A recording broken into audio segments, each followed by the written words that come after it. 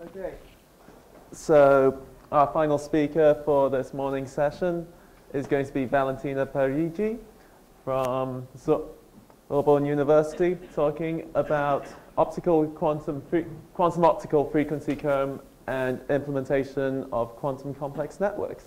Okay, thank you for the introduction. And first of all, I want to thank the organizer for having me here. And well, I come from Laboratoire Cassel in Paris, and here you get a lot of affiliation of our group and some sponsor and the main founding agency for the work that I'm going to speak about. So we work in Multimode Quantum Optics Group. If you have a look on our website, you can see that there are two main directions that have been created by Claude Fabre and Nicolas Treps in the last years. So we work on femtosecond quantum information, meaning that we use multimode light.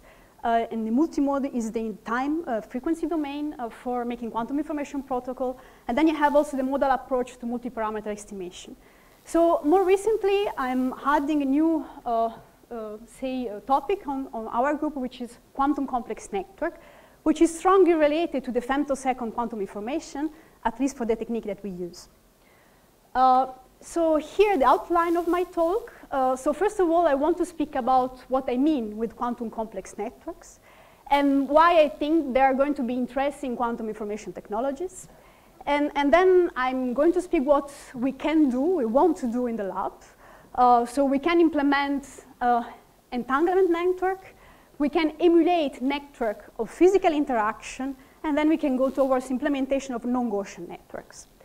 And one main point here is that the kind of network that I'm speaking about is based on continuous variable quantum encoding. So you have to add CV anywhere in the work. So let's start with quantum complex network. And before going quantum, just start with complex network. So what I mean when I speak about complex network. So for me, network is not only matter nodes and communication channel, but could be any kind of system in which you can define some node and some link. So the link could be physical interaction, but could be also some kind of correlation. And then when I speak about complexity, I mainly speak about the structure, topology, or geometry of the network. So for me, a complex network is anything which is neither regular, neither random, but in something between of them. And what is interesting when you look at complex network in classical network science is that they can depict many kinds of real-world network at many different scales, from biological to technological scale. And sometimes you find the same kind of structure, same kind of statistics. For example, in the case of the metabolic reaction in internet, you have the same kind of statistical distribution of link per nodes. And then you start to see that you can define, some kind of statistical properties. I was speaking about probability distribution of number of links. And from that, you can have a kind of emergent behavior. You can have small world community structure. And this kind of behavior affects the functionality of the network. You have different selection rules, different resilience in different networks.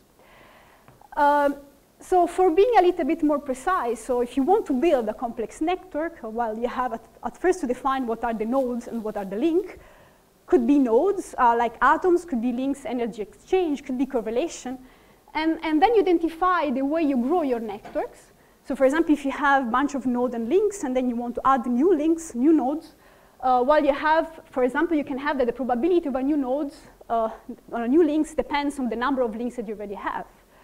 And this is, for example, the way you link, you obtain different family of networks.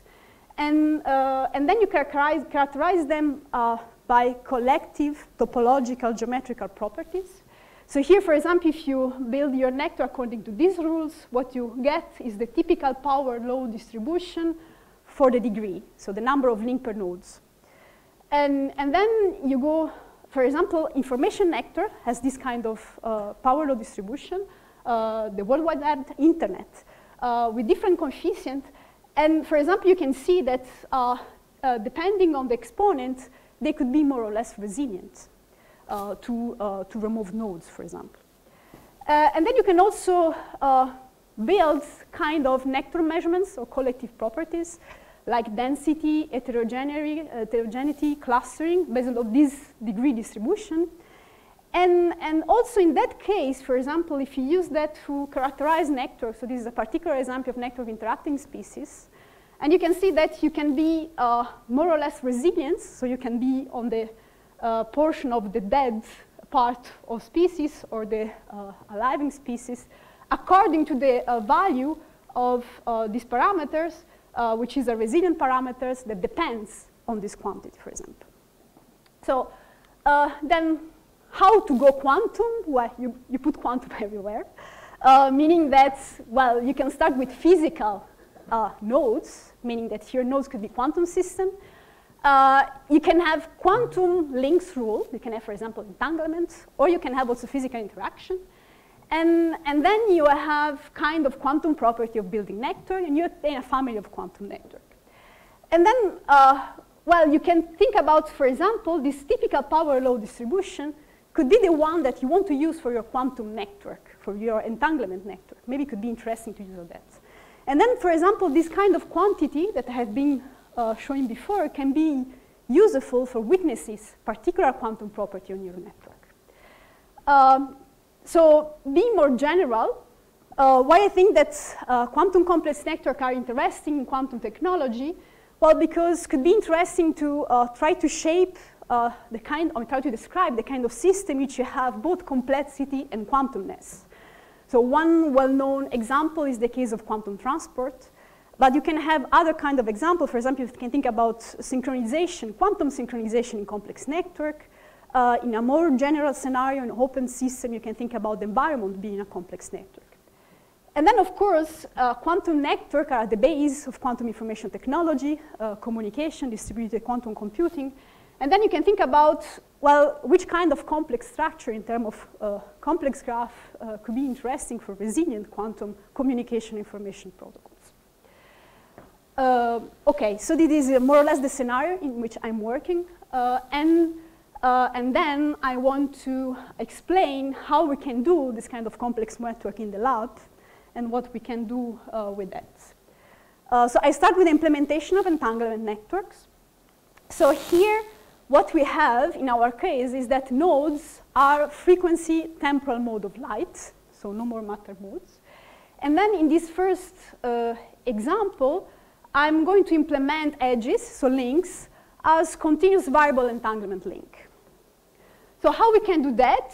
So we use a strategy that has been developed in the last 10 years in our lab, which is named quantum frequency comb. And the idea is to merge optical frequency comb with a parametric process. So when I speak optical frequency comb, I speak about mod-locked femtosecond laser. So here we are at 800 nanometers of wavelength. And that you can deplete a train of pulses in the temporal domain. And then you have frequency comb with 10 to the 6th frequency in the frequency domain. And then you want to merge them with parametric process. So I was saying before, we look at parametric process not in the discrete variable regime, so we don't look at photons that come out from this process, but we look at quadrature of the field, amplitude and phase of the field. So this is the kind of process in which when you are degenerate, you can produce squeeze state of light in the output mode.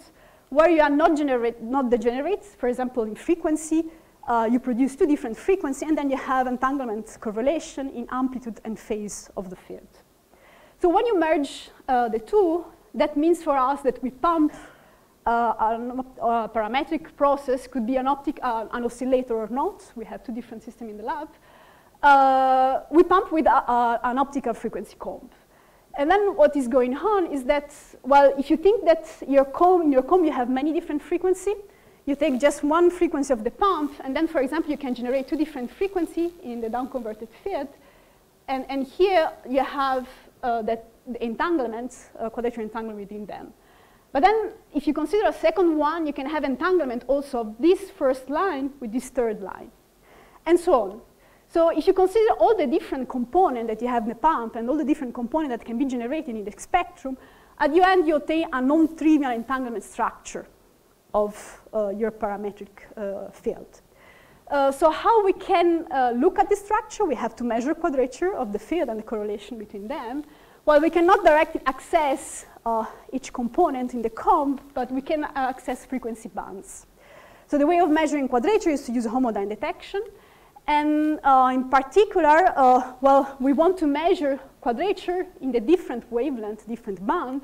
So homodynamic detection is a projective technique. So what you have to do is, for example, to select just a particular line, for example, the yellow line, if you want to measure quadrature of one line. Then if you want to measure correlation, you can also select a superposition of two wavelengths.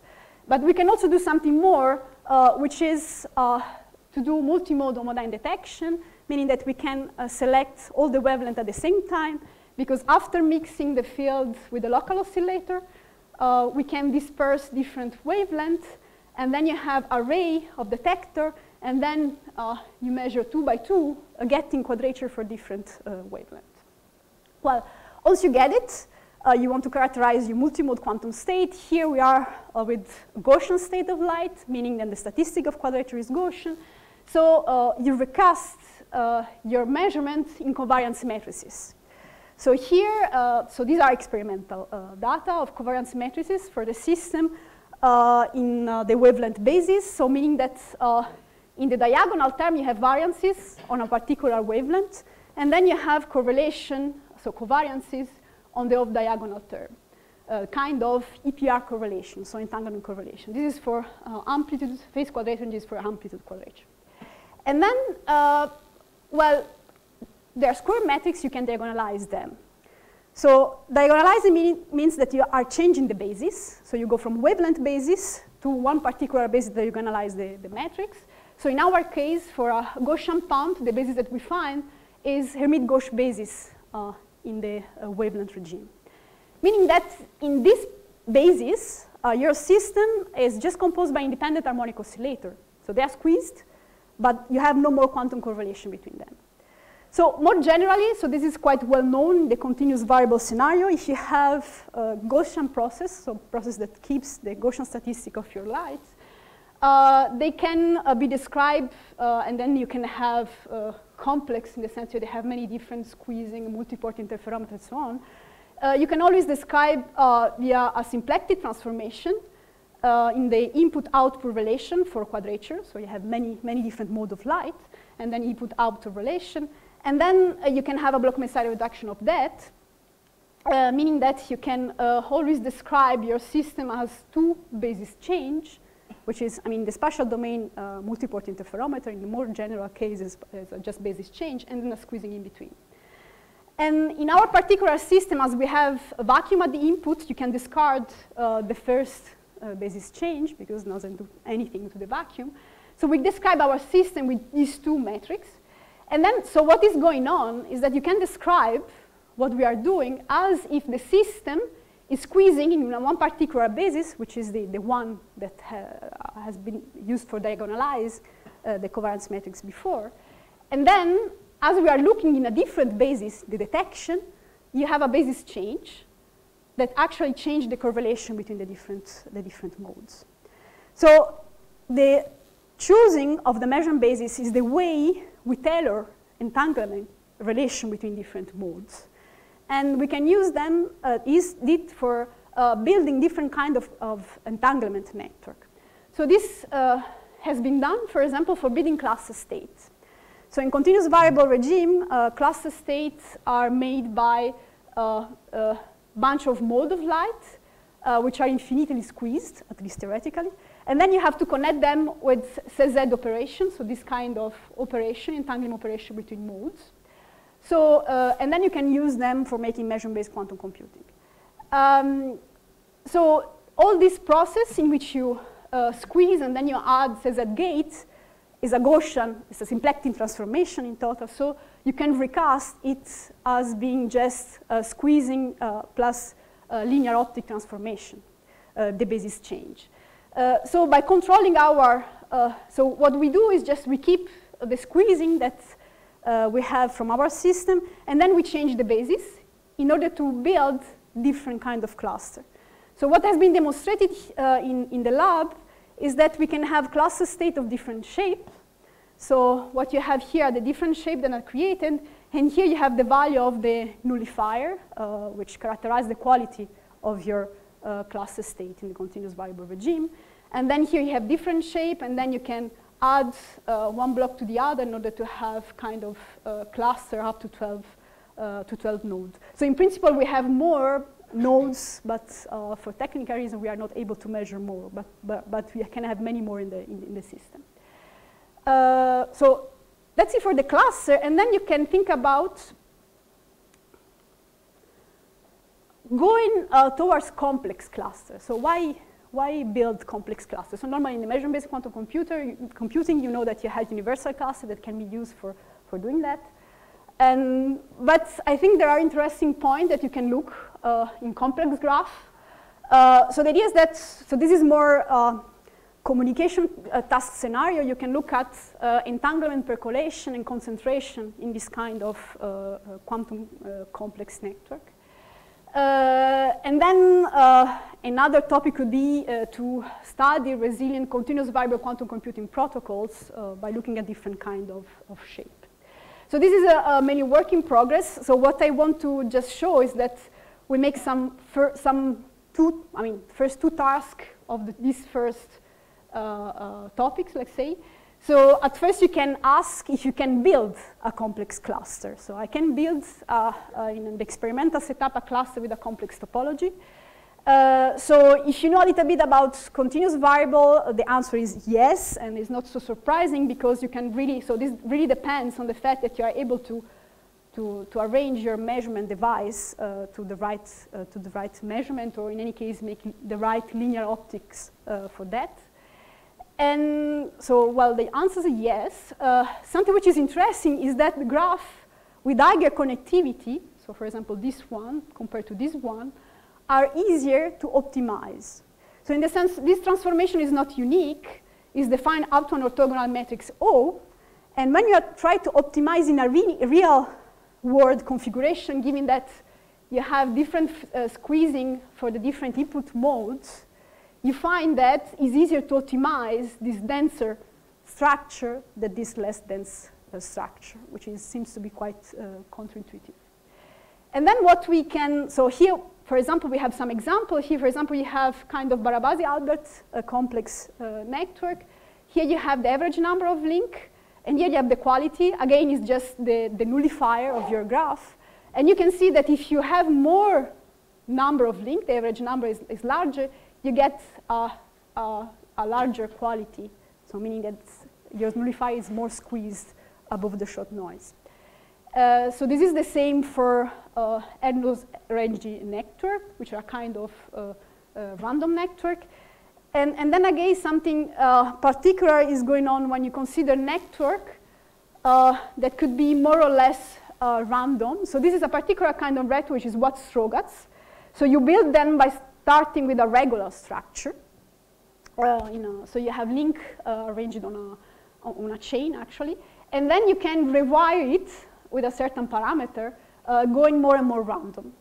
So again, so if you fix the average number of link, again, I mean, the link, the network with larger, which are denser, are easier to optimize. But the regular one are more optimal than the random one. So you see that there is kind of topology rules to be studied in this kind of network. And then, so the next step that we are working with is to look at entanglement, percolation, concentration nectar. So the idea is that you can have quantum communication scenario in which you distribute the node of your network, and then you can make local operation. And then, for example, you want to transform your network in order to have particular link to particular node in order to make teleportation measurement. This is work in progress. Okay, that's more or less all what I wanted to say for the implementation of entanglement networks.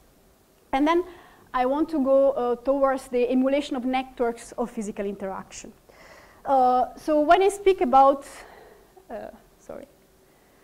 so this particular part of the work has been done in collaboration with the University of Turku in Finland and the IFEX Institute in Palma de Mallorca. So the idea is that here what we have is again nodes that are frequency temporal modes of the electromagnetic fields. But then what we have are physical coupling between the nodes. So I'm thinking about spring-like coupling. And then you can initialize the node on a quantum state, for example. So if you take, a bunch of harmonic oscillator and you connect with just spring-like, well, again, what you can have is that, the evolution at a certain time compared to the initial value of the quadrature can be described by the symplectic transformation. So this is the main point. The central point is that, again, you can have a transformation in which you can apply the Bloch-Messier decomposition, which, again, is just squeezing and linear optics. And then, so for example, here you have what it looks like is this transformation for nectars of 50 nodes with different shape. You have regular, nectar with shortcut, which is a random nectar. And then at different time, you see how it looks like this transformation. And then you fix one particular time, you make the Bloch-Messier decomposition, and then imagine that you can discard the first part, but we know how to do even if you cannot discard the first linear optics. And then we can try to control the two others. So the first, so the squeezing, so meaning that that's time we want to change. We want to tailor the squeezing on the different modes. And that we can do by playing with the pump of the process. So we can shape the pump in order to get the right squeezing in different modes. And then again, the second term can be tailored by choosing the right basis in the measurement, in the homodynamic detection technique. So why this could be interesting? What could be interesting to simulate network of spring-like coupling? So this is because this kind of network can be used in an open system scenario to describe the environment of your quantum system. So this is a finite size network. Normally in the environment you consider that you have infinite number of modes. And then you can characterize them via different spectral density environmental coupling, so which basically is just the Fourier transform of your damping kernel. So it's just saying, for example, if you couple this environment to one particular quantum system, in which way the system dissipates, for example, in this environment. And you have different shapes that correspond to different kind of nectar. So this is a Barabasi-Albert random nectar, and you have this particular shape. So the blue line is the theory, so the theoretical that you can have. And then what we have demonstrated is that by considering experimental parameters of our system, we can simulate this behavior. So you have different curves for different experimental parameter. You can change the nectar. For example, you can use Watt-Stroke as Moore network, and again, you have different parameter, different simulation for different parameter. And then, well, we were playing also with kind of structure. You can find the real words. This is a cerebral cortex of a cat structure. So it was just for fun, for saying that we are really able to see any kind of structure. Good. So I can now have a look on the last part, which is the implementation of non-Gaussian networks. So up to now, I've been talking about the fact that I can implement continuous variable entanglement links. I can implement physical networks, emulate physical networks. And all you know is that this kind of implementation is deterministic. But here you have Gaussian networks.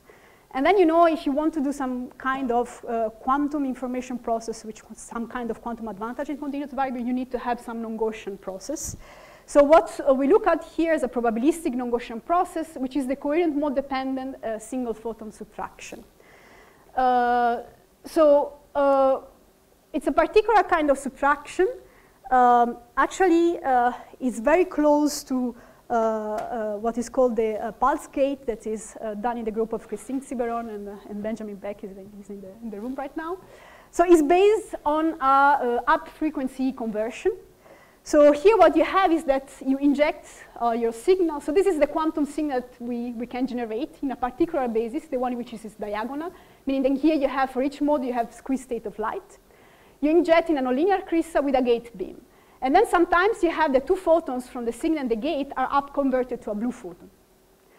And meaning that you are subtracting a photon from the two fields. And particularly, you can engineer the process in a way that the photon that you subtract from this field is exactly from the mode that is defined by the gate. So meaning that this is the gate, for example, can have different coherent state with different amplitude in different mode here. And so when you put different amplitudes, what you get is that you are subtracting, so this, you apply the annihilation operator on your input field in a superposition of the different modes. So this is the theory. So here I'm just representing, for example, 4 different modes. In this basis, they are not entangled, so there is no correlation, so just 4 different nodes in the space like that. And then, so these are experimental data, very, very recent that my colleagues had in the lab. And so here is what is going on if you have no click, meaning that here just real measurement of the fact that you measure, you make homodyne tomography on the different fields in the different modes, and you get just Gaussian Wigner function, so this is what is going on from the experiment.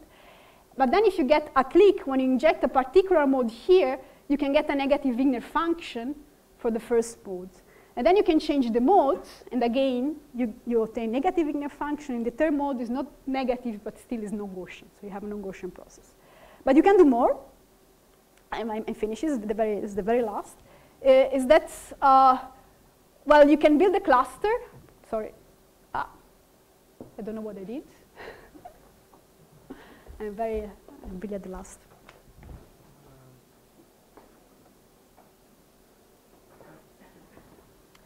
And you can build a cluster, you can subtract the photon from one node of the cluster.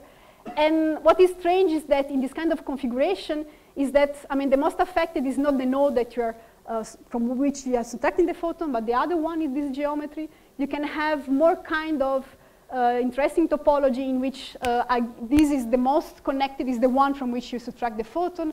But then, I mean, the second one, which is most affected, is this one. The third one is not affected, and so on. So you have a lot of kind of topology structure in this kind of non-Gaussian nectars that we are studying theoretically and that we realize experimentally. And just to finish on this part, when you have non-Gaussian nectar, what you can do mainly is to study kind of quantum advantage and transport in the CV network. You can characterize this multimode subtracted state via nectar measure, so I have no time to go into detail with that. And so I just want to advertise the fact that continuous variable quantum complex network is the topic of the project that I have been recently awarded by the ERC grant. And we are looking for an experimental postdoc right now, so if you are interested or if you have good candidates, please come to me. And I just thank you for your attention.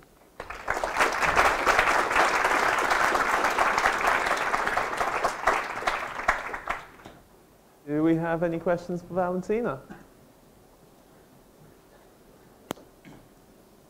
Thank you very much. I have a couple of technical questions. So you said that you need this, I mean, you produce the frequency comb using a mod lock layer. So would any mod lock layer, or do you need any specific phase stabilization or any TISA work for that? This is a good question. It depends especially from which mode you want correlation. So normally just a mod lock laser is enough as far as you want just to consider that you have many frequencies that you want to use to create entanglement connection. For example, if you want to go in the temporal regime in which you want to have entanglement between different pulses, so then you need a little bit more of coherence. So you go more kind of phase stabilization, especially it depends if you want to have entanglement to, I don't know, 1 million of modes, like the experiment of Furuzawa, for example.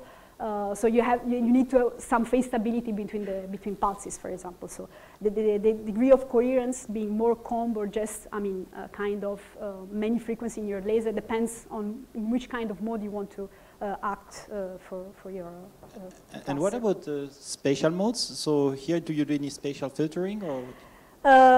So actually, we have 2 experiments. So the one that I've been showing, you have a cavity. So it filtered the spatial mode. We have a more recent experiment in which we have single pass squeezing in a bulk crystal, and there you have, we are not filtering spatial modes, we have spatial temporal coupling, and we have recent results on the fact that we can have many spatial modes that can be considered in the system.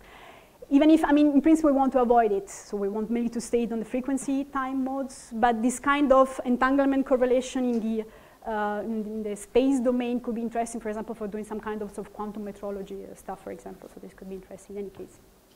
So if I may, one other thing is that in the last experiment where you do single photon subtraction, so experimentally, how do you do that? You have a gate for the homodyne detection, or you do some post-selection and you select... So we have a nonlinear process, which is a frequency up conversion, and you have your gate and your signal, and then you convert to another photon, which means that you are upgrading one photon from the red to the blue. So in the data processing, so you have a single photon counter that will tell you you that you have it a single worked, photon counter. and then how do you process the data from the homodyne? Yes, so you acquire homodyne data only when you have the trigger on your channel. Okay, so you can do this with fast enough...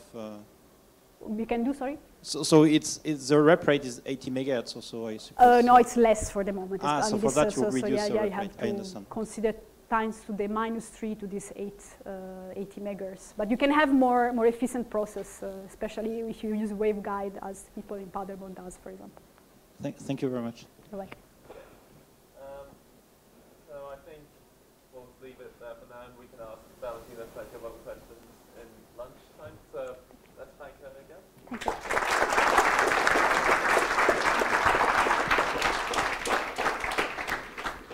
So that's the end of this morning's session.